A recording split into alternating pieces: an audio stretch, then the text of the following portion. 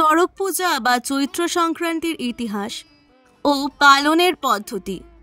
চড়ক পূজা হিন্দু ধর্মাবলম্বীদের অন্যতম গুরুত্বপূর্ণ লোকোৎসব।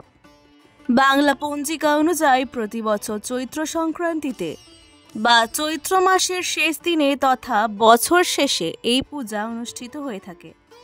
এটি চৈত্র মাসে পালিত হিন্দু দেবতা দেবাদিদেব মহাদেবের গাজন উৎসবের একটি অঙ্গ। রাঢ়বঙ্গের শৈব সংস্কৃতির একটি বিশেষ অঙ্গই হচ্ছে গাজন। গাজন কথার অর্থ গা অর্থাৎ গ্রাম, জন অর্থাৎ জনগণ, অর্থাৎ এক কথায় গ্রামের জনগণের নিজস্ব উৎসব। বাংলা গাজন শব্দটি গর্জন শব্দ থেকে ব্যুৎপন্ন হয়েছে। এই উৎসবে অংশগ্রহণকারী সন্ন্যাসীরা প্রচণ্ড গর্জন করেন বলে উৎসবের এইরূপ নামকরণ করা হয়। চড়ক পূজা চৈত্র সংক্রান্তিতে অর্থাৎ চৈত্র মাসের শেষ দিনে পালিত হয়। এই পূজার বিশেষ অঙ্গের নাম নীল পূজা।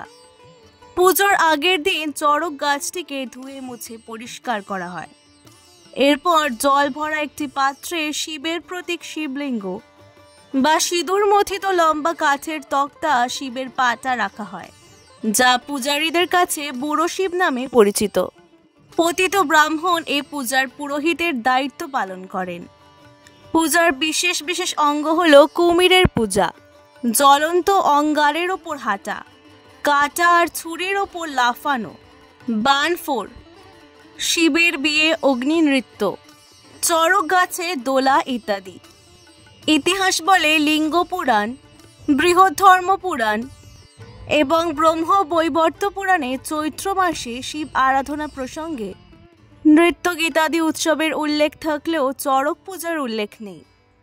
পূর্ণ পঞ্চদশ ষোড়শ শতাব্দীতে রচিত গোবিন্দানন্দের বর্ষক্রিয়া কৌমুদী ও রঘুনন্দনের তিথিতত্ত্বেও এ পূজার উল্লেখ পাওয়া যায় না। তবে পাশুপত সম্প্রদায়ের মধ্যে প্রাচীনকালে এই উৎসব প্রচলিত ছিল। উচ্চস্তরের লোকেদের মধ্যে এই অনুষ্ঠানের প্রচলন খুব প্রাচীন নয়। জনশ্রুতি রয়েছে 1485 খ্রিস্টাব্দে সুন্দরানন্দ ঠাকুর নামে এক রাজা এই পূজা প্রথম শুরু করেছিলেন। কথিত আছে এই দিনে শিব উপাসক বান রাজা দ্বারকাধীশ কৃষ্ণের সঙ্গে যুদ্ধে ক্ষতবিক্ষত হয়ে মহাদেবের প্রীতি উৎপাদন করে। আকাঙ্ক্ষায় ভক্তিসূচক নৃত্যগীতাদি ও নিজ গাত্র রক্ত দ্বারা শিবকে তুষ্ট করে অভীষ্ট সিদ্ধ করেন। সেই স্মৃতিতে শৈব সম্প্রদায় এই দিনে শিব প্রীতির জন্য উৎসব করে থাকেন। পূজার উৎসবে বহু প্রকারের দৈহিক যন্ত্রণা ধর্মের অঙ্গ বলে বিবেচিত হয়, যা প্রাচীন সমাজে প্রচলিত নরবলির অনুরূপ। যেমন চড়ক গাছে সন্ন্যাসীকে লোহার হুড়কা দিয়ে চাকার সঙ্গে বেঁধে দ্রুত বেগে ঘোরানো হয়। তার পিঠে, হাতে, পায়ে, জিহ্বায় এবং শরীরের অন্যান্য অঙ্গে বাণ শলাকা বিদ্ধ করা হয়। কখনো কখনো জ্বলন্ত লোহার শলাকা তার গায়ে পুড়ে দেওয়া হয়। পূজার উদ্যোক্তা তথা ভক্ত অথবা সন্ন্যাসীরা চড়ক পূজার কয়েকদিন আগের থেকে কঠোর ব্রত ও সংযম পালন করেন। একজনকে সাজানো হয় হনুমানের মতো লম্বা লেজ দিয়ে। তার মাথায় থাকে উজ্জ্বল লাল রঙের ফুল। স্থান বিশেষে রামায়ণ কাহিনীর হনুমানের গন্ধমাদন পর্বত আনার দৃশ্য অভিনীত হয়। একে বলে গিরি সন্ন্যাস। এরপর সন্ন্যাসীরা মহাসমারোহে আম গাছ থেকে একাধিক ফল সমেত একটি শাখা ভেঙে আনেন। এর নাম বাবর সন্ন্যাস। চড়ক পূজার আগের দিন নীলচণ্ডিকার পুজো হয়, যা মূলত নীল পূজা নামে পরিচিত। এই দিন কয়েকজনের একটি দল সারা গ্রাম ঘুরে বেড়ায়। দলে থাকে একজন শিব ও দুজন সখী। সখীদের পায়ে থাকে ঘুঙুর, তাদের সঙ্গে থাকে ঢোল কাসর সহ বাদক দল। সখীরা গান ও বাজনার তালে তালে নাচে। এদেরকে নীল পাগলের দলও বলা হয়। এরা বাড়ি বাড়ি ঘুরে গাজনের গান গায় এবং নাচ গান পরিবেশন করে।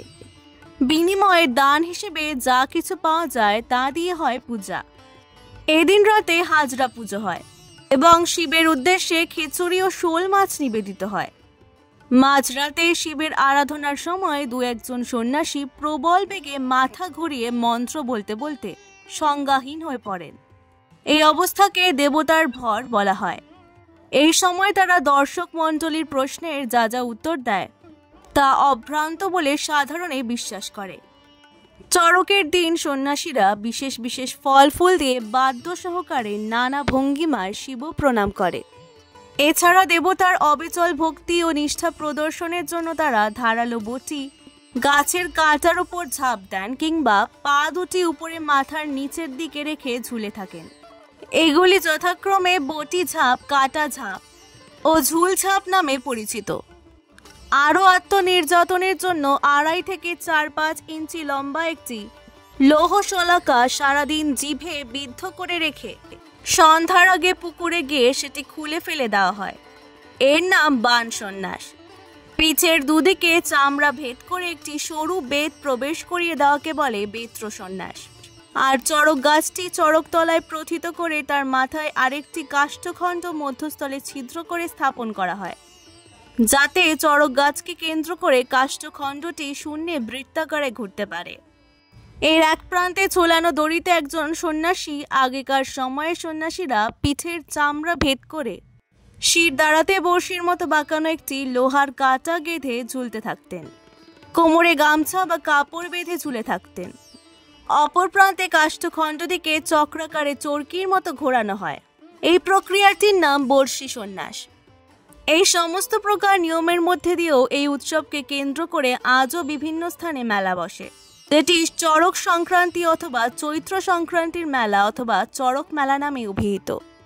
আজকের ভিডিওটি ভালো লাগলে কিন্তু অবশ্যই পুরাণ গল্পকথা থেকে সাবস্ক্রাইব করে দেবেন। অনেক অনেক ধন্যবাদ।